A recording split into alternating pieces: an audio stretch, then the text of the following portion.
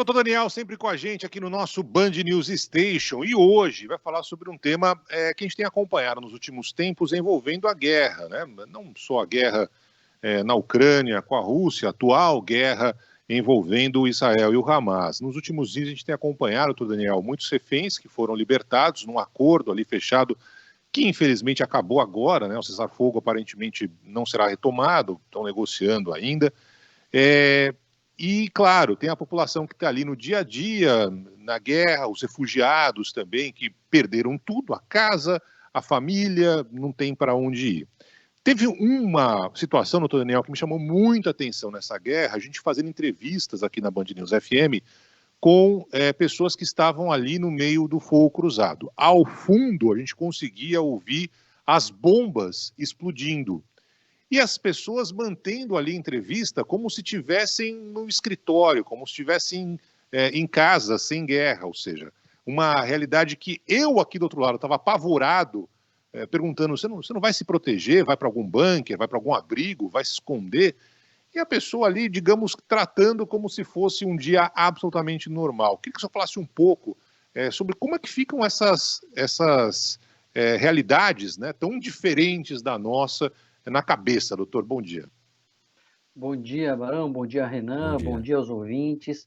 Então, Barão, dá a impressão que as pessoas estão ali acostumadas, né? Não se assustam mais com os bombardeios, mas na verdade o cérebro está monitorando tudo aquilo como uma ameaça o tempo todo, né? Então é óbvio que a primeira vez que estoura uma bomba você leva um susto, a segunda você leva um susto, a terceira leva um susto menor, e aí a 15ª bomba você já está, entre aspas, acostumado. O que significa acostumado?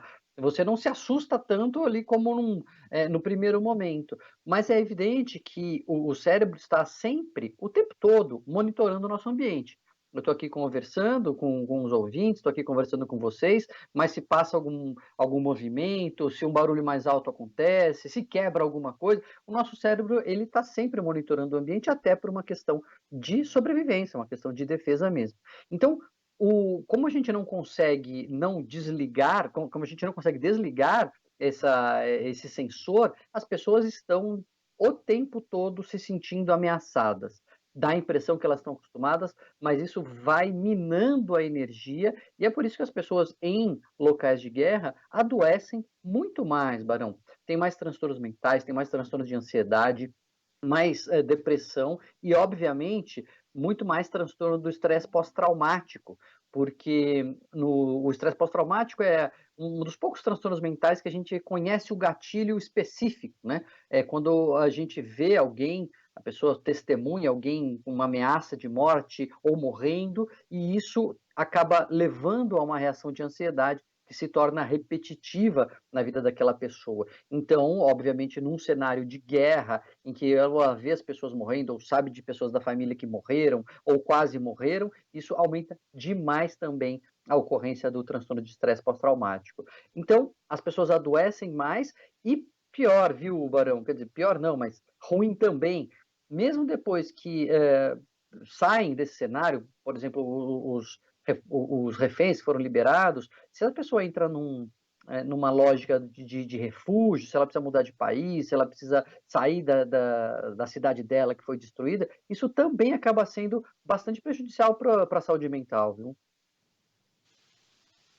E eu fico imaginando também, doutor Daniel, as variações desse impacto na saúde mental, né? A gente tem, por exemplo, o caso das pessoas que foram feitas reféns, né? E que foram libertadas agora nessa trégua que aconteceu. Imagine você viver nessas condições, ser libertado, voltar a ter contato com a sua família, a pessoa volta completamente diferente, traumatizada. As pessoas que ficaram esperando pelo retorno dessas pessoas que estavam sendo feitas reféns, e também as pessoas que foram levadas nessa ação pelo Hamas, pelo grupo terrorista, e que não voltaram, que morreram.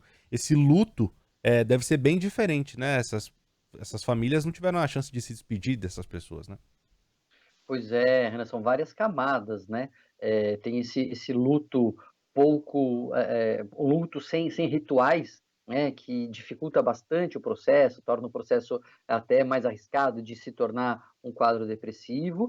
Mas mesmo a notícia boa de que, puxa, essas pessoas foram liberadas, voltaram para casa, é óbvio que é uma notícia boa que a gente tem que comemorar. Mas essa incerteza e a angústia que a família viveu e que principalmente essas pessoas viveram por terem sido levadas, ela também cobra um preço, um preço emocional alto. Sabe que quando a pessoa tem um risco de morte, uma ameaça de morte por um desastre natural, ela tem risco de ter o transtorno de estresse pós-traumático. Mas esse risco é muito maior, mais de 10 vezes maior, quando o risco de morte é feito por outro ser humano. Né? Quando a ameaça é colocada ali por uma outra pessoa, esse risco de desenvolver o estresse pós-traumático é muito maior, porque acho que subverte muito do que era para ser, né? O ser humano era para se relacionar bem. Quando um semelhante seu te coloca numa situação dessa, isso é muito mais agressivo para a nossa saúde mental. Então são várias camadas, e os refugiados depois, quer dizer, se precisarem sair, aí tem a história prévia que os levou a toda essa situação, tem o transcorrer, né, você mudar de país, você fazer esse processo é super desgastante, e tem depois a inserção, né, você chegar num lugar diferente, você aprender a língua, você, enfim, adaptar a sua cultura, também é emocionalmente bastante desgastante. Até por isso a gente não consegue fazer nada pela guerra, né? Diretamente a gente não consegue ajudar em nada, mas a gente pode ajudar na assimilação, né? na absorção, na adaptação dos refugiados que a gente tiver possibilidade. Então isso já ajuda bastante também. Eu fiquei muito impressionado no começo da guerra, e eu confesso que eu estou nessa história de jornalismo há tanto tempo, né, que para me impressionar precisa ser algo forte, e foi muito forte um depoimento do Thomas Hand. Ele soube que a filha dele, a Emily, de 8 anos, tinha morrido. E no lugar dele chorar, no lugar dele, enfim, ficar ali, mostrar, estar chateado, enfim, tristeza, ele começou a celebrar. Ele gritou: sim, sim, eu estou aliviado, porque vocês não sabem o que poderia ser feito da minha filha se ela fosse raptada e ficasse na faixa de Gaza em poder dos terroristas do Hamas.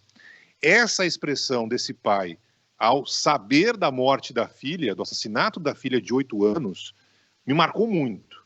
Me marcou muito. Aí, de novo, a história de como cada um reage diante da dor, da tragédia, da loucura, da insanidade de uma guerra. O alívio desse pai, celebrando de alguma forma a morte da filha, né, diante dessa circunstância, ou seja, ele imaginando o que poderia acontecer com a filha caso ela tivesse sido raptada, e sendo levada para a faixa de Gaza, que terror que ela poderia sofrer, tudo isso foi algo que me deixou extremamente impressionado. Foi logo no comecinho da guerra e até agora, enfim, qualquer guerra é maluca, é insana e provoca traumas muito fortes, não só para quem está ali no meio, evidentemente, mas até para a gente que está distante, acompanhando, né, o sofrimento, um depoimento comovente como esse que foi dado pelo pai aliviado ao saber da morte da filha de 8 anos em Israel.